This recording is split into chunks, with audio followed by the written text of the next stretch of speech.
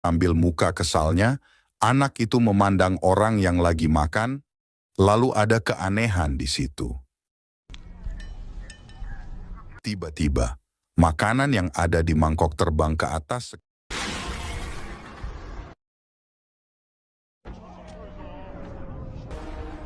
Sekejap semua orang dikagetkan dengan suara yang keras. Dari atas langit, ternyata itu makhluk alien yang menyedot semua sumber daya yang ada di bumi.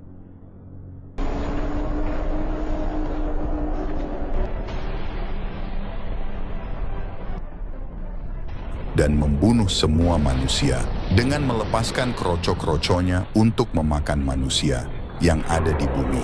Gimana kisah lengkapnya? Langsung aja masuk dalam alur ceritanya. Di awal cerita kita, diperlihatkan karakter utama kita.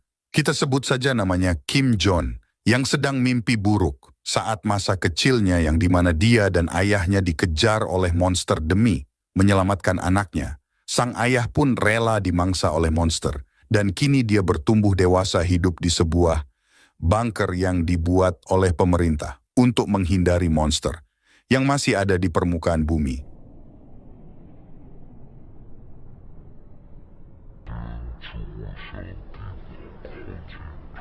Di karakter kedua kita sebut namanya saja Cici, yaitu teman baik Kim Jong, yang menagih uang hasil penjualan barang palsu. Namun Kim Jong mengatakan pada Cici bahwa dia belum dibayar oleh ketua berandalan.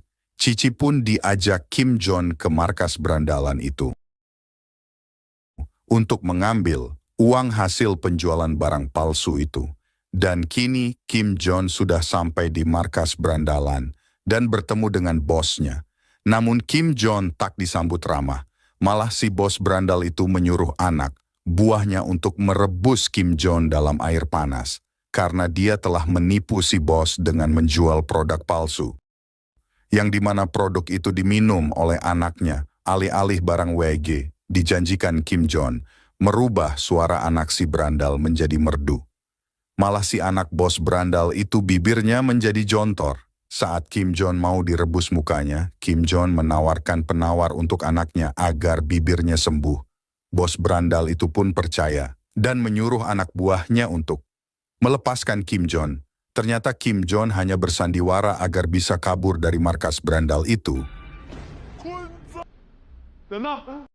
Dan Kim Jong kabur dengan berlari dan melompat gedung. Saat merasa Kim Jong berhasil lolos, ternyata si bos berandal itu sudah menunggu di atas gedung. Saat si bos berandal itu menyuruh Kim Jong menyampaikan pesan terakhir kamu sebelum kematian kamu tiba. Saat Kim Jong belum menyampaikan pesan terakhirnya, tiba-tiba Kim Jong melompat dari gedung itu. Si bos berandal itu pun terkejut, dan ternyata Kim Jong tiba-tiba ada di atas mobil Cici. Ternyata semua itu sudah memperhitungkan semua oleh Kim Jong, dan Kim ingin memperlihatkan kepada Cici dunia permukaan yang sangat bahaya. Namun Kim Jong melihat ke belakang, ternyata bos berandal itu mengejar Kim Jong. Namun Kim Jong menyuruh Cici untuk menyerahkan kemudi kepadanya.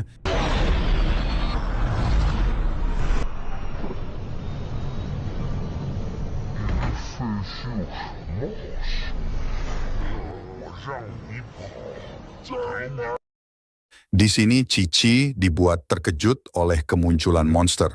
Namun Kim Jong menghadapi monster itu dengan santai.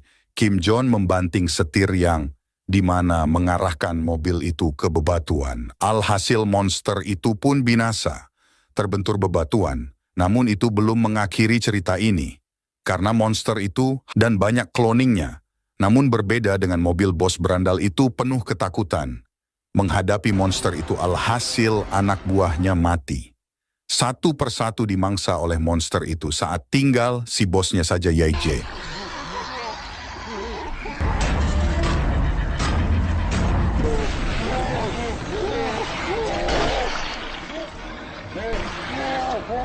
Di mana saat mau dimangsa oleh monster, Kim melihat ke belakang. Dia merasa kasihan sama bos berandal itu. Kim Jong pun memutar mobilnya dan menyuruh Cici untuk mengambil alih pengemudi. Dan Kim Jong membuka pintu belakang, menyuruh segera melompat untuk meraih tangan Kim Jong. Dan akhirnya bos berandal itu selamat dengan meraih tangan Kim Jong. Lalu si bos berandal itu pun bertanya kepada Kim Jong, "Kenapa kamu menyelamatkan saya?" Kim Jong pun menjawab dengan singkat, "Kalau kamu mati, siapa yang menjaga anak kamu?" Kemudian Cici memanggil mereka berdua. Ada masalah besar yang ada di depan, ucap Cici. Mereka berdua pun melihat ke depan. Ternyata mobil itu kehilangan kendali, akan segera menabrak gedung. Setelah menabrak gedung, untungnya mereka bertiga baik-baik saja. Kemudian mereka berbagi peran. Kim Jong dan bos berandal memeriksa keadaan sekitar, sedangkan Cici memperbaiki mobil yang lagi mogok. Saat lagi memeriksa, Kim dan bos berandal dikagetkan dengan suara barang yang jatuh. Saat dilihat lagi, ternyata itu kucing. Dan saat Cici memanggil mereka berdua, dan mereka berdua pun melihat ke arah Cici. Alangkah terkejutnya Kim Jong dan bos berandal. Karena di belakang Cici sudah ada sesosok monster yang siap menerkam Cici. Saat monster itu mau menerkam Cici, Kim Jong menarik tangan Cici untuk bergegas kabur saat monster itu mau menerkam Cici. Dan Kim Jong, bos berandal itu melemparkan plat besi yang lebar ke arah monster itu. Alhasil Cici dan Kim Jong lolos dari terkaman monster itu. Dan mereka bertiga segera menjauh dari tempat itu. Namun monster itu masih mengejar mereka bertiga saat mereka bertiga terkejar oleh monster itu. Dan monster itu siap untuk menerkam mereka bertiga.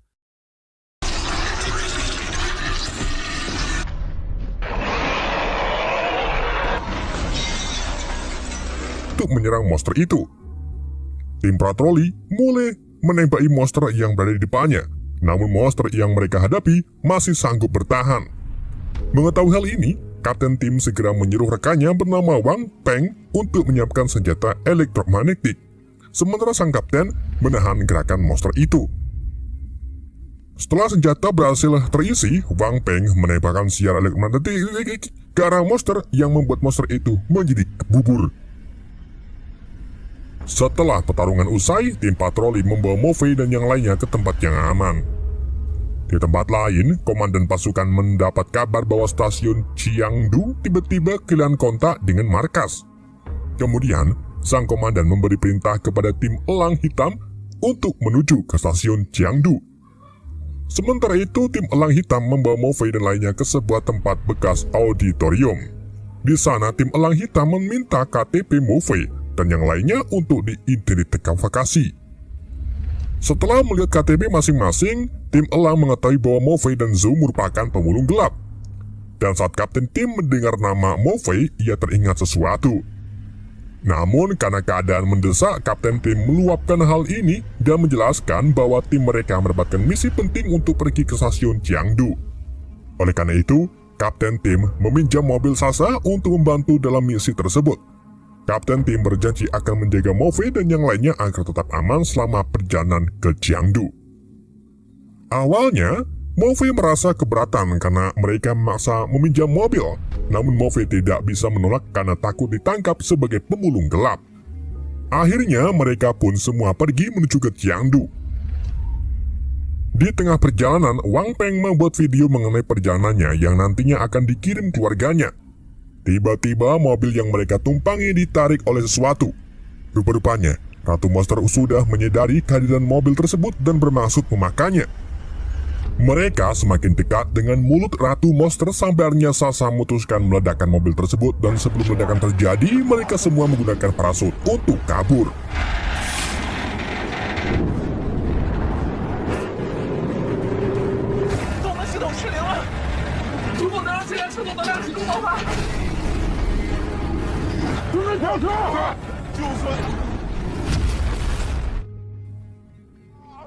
Setelah ledakan terjadi, mereka semua berhasil selamat dan tiba mendarat di sebuah taman bermain. Kemudian mereka mulai berkumpul dan tak lama segerombolan anakan monster mulai menyerang.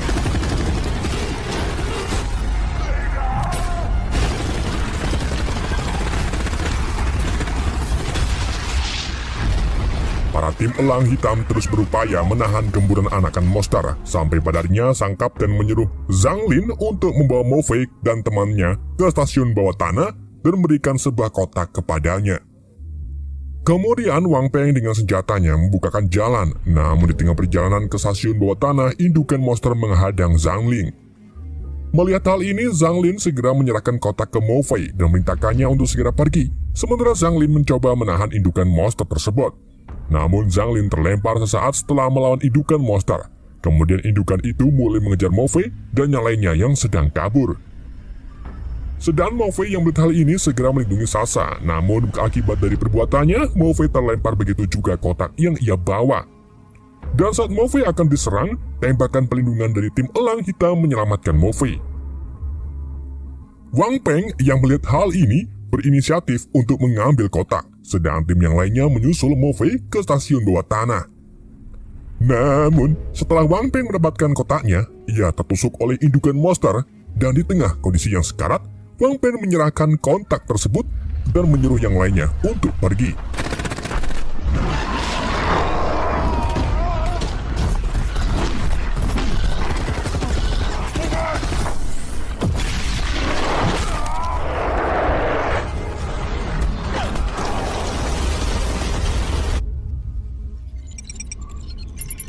Sementara itu, markas menerima laporan mengenai laporan ratu monster yang muncul di Chengdu dari kapten tim elang hitam.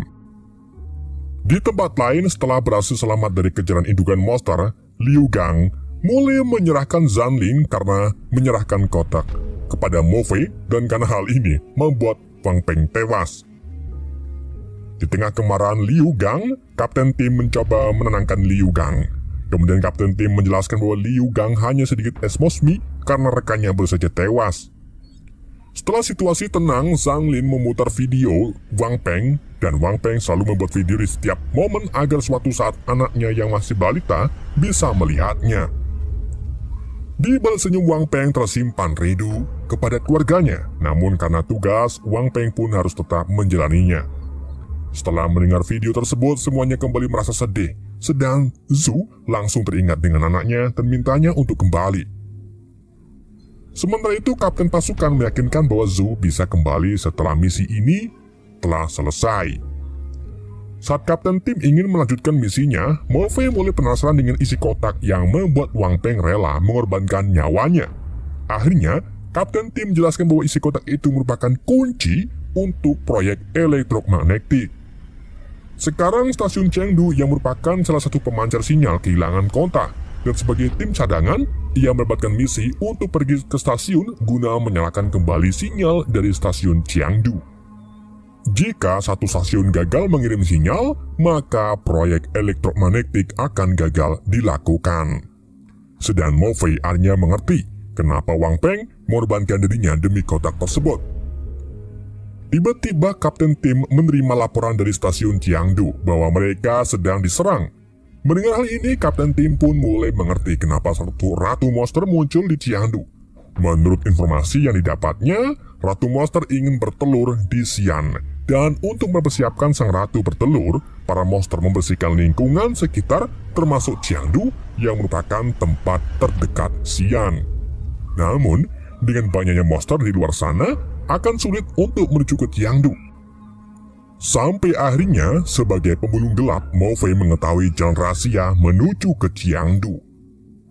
Sementara itu di markas pusat, komando mendapatkan laporan bahwa jumlah monster di Chengdu lebih banyak daripada Xi'an. Dan menurut data yang diberikan oleh Ratu Monster akan bertelur secara besar-besaran di Chengdu bukan di Xi'an. Seketika markas pun mulai panik untuk menghubungi stasiun Chengdu. Sementara itu, setelah melewati terowongan, Mo Fei dan yang lainnya tiba di stasiun Chengdu. Di tempat itu, para monster sudah merampok perandakan stasiun. Banyak petugas yang berjaga di sana telah tewas. Tak lama, panggilan masuk dari markas datang. Kapten tim yang berada di dekat lokasi segera menjawab panggilan tersebut. Sementara itu, setelah mendapatkan respon panggilan dari Chengdu, komandan pasukan segera memberi penjelasan mengenai Ratu Monster yang akan bertelur di Chengdu akan bertelur 30 menit lagi. Oleh karena itu, komandan memerintahkan tim elang hitam segera menuju ke stasiun pemancar Chengdu untuk merubah stasiun Ciandu dari pengiriman menjadi penerima sinyal elektromagnetik dan menyerang Ratu Monster sebelum bertelur. 曾小队，根据最新的，收到，请回答。保证完成任务。为全球的磁力计划中心，上宏大规模的派落，准备发射。 Akhirnya, tim Elang Hitam mengemban tugas masa depan umat manusia. Namun, di tengah perjalanan, sebuah gempa terjadi yang membuat Morphe dan Kapten terpisah. Setelah kejadian itu, Kapten memerintahkan Zhang Lin untuk ke stasiun terlebih dahulu.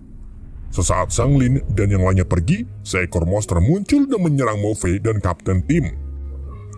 Mereka berdua terus berjuang untuk tiba di stasiun tepat waktu.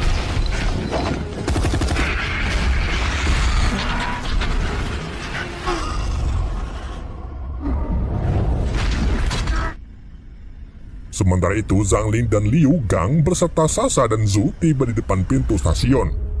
Tak lama, segerombolan monster mulai menyerbu. Dengan kondisi pintu yang tertutup, membuat Sasa dan Zhu membuka secara manual lewat ruang operator. Sedangkan Zhang Lin dan Liu Gang menahan gemburan monster. Namun, kondisi listrik yang padam membuat Sasa memperbaiki panel listrik terlebih dahulu. Sementara itu, monster terus bermunculan yang membuat Zhang Lin dan Liu Gang mulai kewalahan. Dan setelah panel selesai diperbaiki, Zhu segera menyalakan saklar, namun saklar itu sudah dialiri listrik dengan tegangan listrik. Kemudian, Zhu menggunakan tangan robotnya untuk menyalakan saklar, namun sesaat setelah saklar dilepaskan, saklar kembali anjlok. Di sisi lain, Liu Gang mulai kewalahan dengan banyaknya monster yang menyerbu dan saat itu juga Kapten Tim dan Morphe telah tiba untuk memberikan bantuan.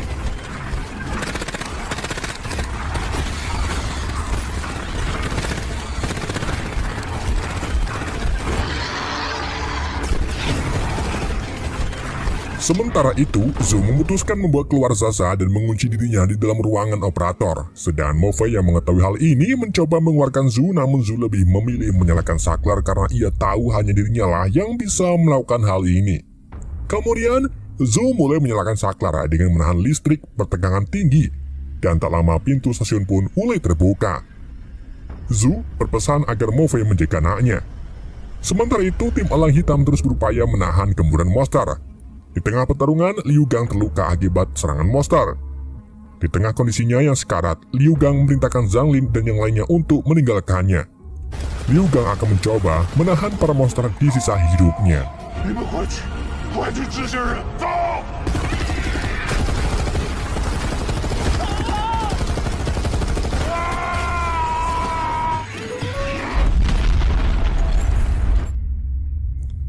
Di saat yang terakhir, Zhu teringat dengan kenangan bersama anaknya. Satu-satunya penyesalan Zhu adalah tidak bisa menepati janji untuk hadir kontes menyanyi anaknya. Dengan pengorbanan, Zhu dan Liu Gang akhirnya mereka bisa masuk ke dalam stasiun. Sesaat setelah memasuki stasiun, rasa duka menyelimuti mereka. Namun mereka harus tetap melanjutkan misi untuk keberlangsungan hidup umat manusia. Kemudian Kapten membuat perintah untuk menembakkan sinyal elektromagnetik ke arah Ratu Monster sebelum Ratu Monster itu bertelur. Dengan penuh tekad, Morphe dan yang lainnya bersiap melakukan pertarungan terakhir. 明白，保证完成任务。发射最终的磁力攻击，万物在你们手上，将会给你们输送能量。咱白白牺牲。可攻入地下。 Sebelum senjata ditembakkan, sebuah pengumuman disiarkan di seluruh dunia mengenai proyek elektromagnetik yang akan ditembakkan. Semua penduduk mulai merasa cemas karena serangan itu merupakan harapan terakhir umat manusia. Di sisi lain, Morphe dan yang lainnya tiba di pusat stasiun. Setelah menyiapkan transmisi penerima sinyal, stasiun dari berbagai negara mulai mengirim sinyal ke stasiun Ciandu. Dan setelah energi terkumpul, hitungan mundur dimulai untuk menembakkan energi elektromagnetik ke arah Ratu Monster. Akhirnya, tembakan diluncurkan ke arah perut Ratu Monster, namun di tengah serangan, laras yang digunakan untuk menembakkan energi rusak karena besarnya energi yang diterima.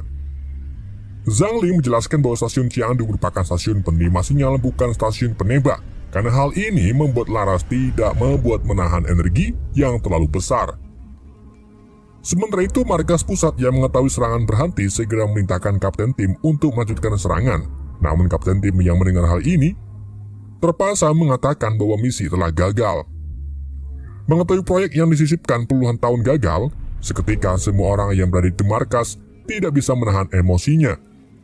Sedangkan komandan pasukan segera memerintahkan untuk melakukan penjara bawah tanah secara global. Pengumuman pun diberitahukan kepada penduduk mengenai kegagalan proyek. Rasa sedih, kecewa, dan tak berdaya campur aduk dirasakan para penduduk. Sedangkan anak Zhu yang tidak mengetahui adik keadaan terus menangis menunggu kedatangan ayahnya. Sementara itu, Zhang Ling mengungkapkan bahwa ia hanya ingin bilang ke ibunya bahwa ia telah menyelamatkan dunia. Namun setelah misinya gagal, ia tak tahu harus berkata apa kepada ibunya. Di tengah rasa bersedih, Kapten Tim teringat kejadian di mana ayah Morphe menyelamatkannya. Ia menceritakan kejadian saat ayah Morphe rela meninggalkan Morphe demi menyelamatkannya dari serangan monster. Dengan sebuah granat, ayah Morphe berlari ke arah monster untuk menyelamatkan Kapten Tim dan anaknya. Setelah kejadian itu, Kapten Tim mendapatkan medali, namun baginya, medali tersebut harusnya diberikan kepada ayah Morphe. Mendengar hal ini, Morphe teringat perkataan ayahnya. Meski di tengah kondisi sulit, Morphe harus selalu berani untuk menghadapinya. Akhirnya Morphe mengerti perkataan ayahnya. Kemudian Morphe mempunyai ide untuk menyalurkan semua energi ke dalam sebuah inti. Dan dengan inti itu, Morphe akan mengirimkannya ke dalam Ratu Monster untuk menghancurkannya.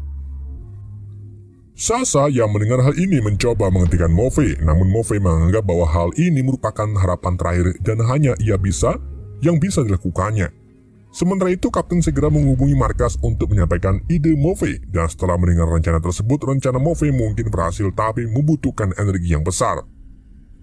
Satu-satunya cara adalah mengirim semua energi bawah tanah untuk disalurkan ke Jiangdu. Sedangkan komandan yang mendengar hal ini hanya bisa menyerahkan ke penduduk bawah tanah untuk menyerahkan keputusan tersebut. Kemudian Morphe disalurkan ke jaringan radio seluruh bawah tanah. Morphe mengungkapkan kepada semua penduduk untuk memberikan energi ke stasiun Jiangdu. Meski harapan kecil, banyak yang telah berkorban untuk harapan tersebut. Morphe meminta para penduduk memberi harapan terakhir bagi yang telah dikorbankan. Dan dengan harapan tersebut, semua bisa bertarung di pertarungan terakhir ini. Akhirnya, semua penduduk mulai bergerak dengan mematikan semua listrik di rumahnya. Sementara itu, Kapten Tim mencoba menahan sekuat tenaga gamburan monster yang mencoba masuk.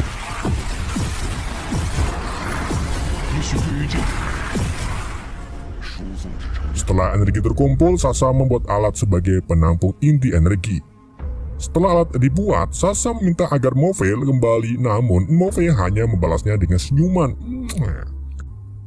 Dan setelah semua persiapan usai, Morphe bersiap menuju ke Ratu Monster, sedang Kapten Tim kewalahan memutuskan mengorbankan dirinya untuk menghancurkan jembatan. Dengan semua harapan yang berada di pundaknya, Morphe mulai menuju ke Ratu Monster. Singkat cerita, Morphe berhasil melemparkan inti energi ke dalam Ratu Monster dan berhasil membunuhnya.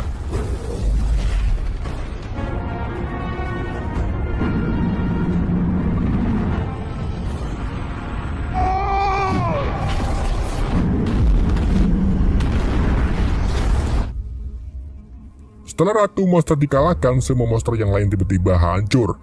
Meski Ratu Monster berhasil dikalahkan, Sasha tidak bisa menahan kesedihannya setelah kepergian Morphe. Beberapa hari kemudian, semua penduduk bawah tanah berhasil